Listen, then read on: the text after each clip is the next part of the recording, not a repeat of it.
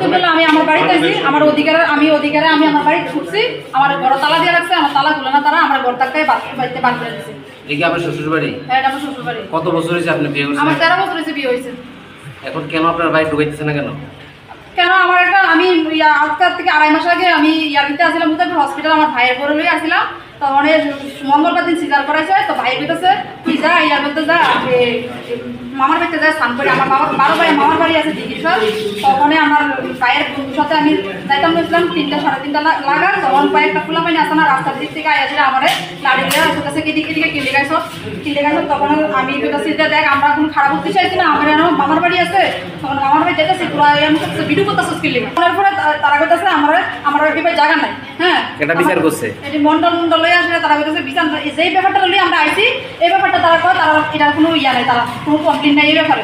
তারা কমপ্লেন এলো আমার শ্বশুরের লোক আমি খারাপ ব্যবহার করি, শাশুড়ির লোক খারাপ ব্যবহার করি, এটি লিয়ে কমপ্লেন করেছিল। আমার কথা আমি আমার কোনো জায়গা নেই, আমার শাশুড়ির নামে বাড়ি, আমার যদি আমার বাড়ি ঢুকে আমার শ্বশুরগুলো বাড়িতে বার করে দেবো।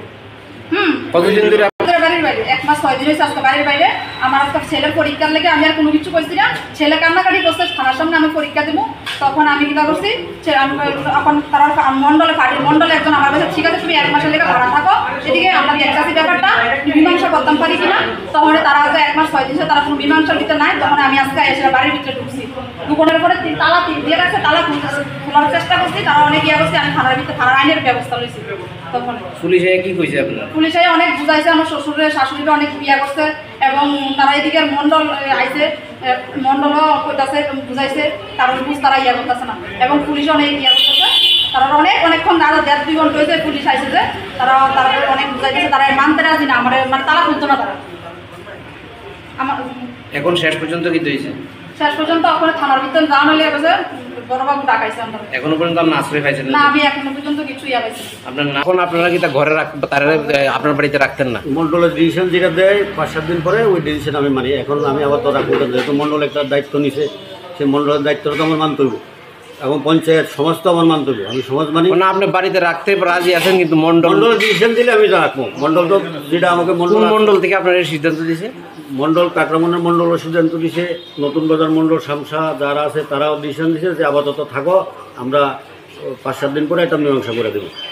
মানে মন্ডলের সিদ্ধান্তর কারণে আপনি আপনার পুত্রবধূরা এবং নাতিরে বাড়িতে জায়গা দিতেছেন। এতদিন যেহেতু বাড়ি হয়েছে এই কদিনও থাকো, আমার কথা হলে আর কি। তারপরে যেটা আলোচনা হয় আলোচনার মাধ্যমে আমি সব মানি।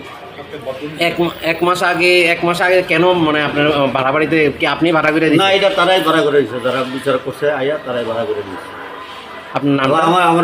আমার কইছে যে ঠিক আছে কিছু টাকা দেওয়ার জন্য 1000-30 টাকা দিয়ে আমি ঠিক আছে আমি দিব, তবে থাকো। আপনার নামটা? পরে শেখ।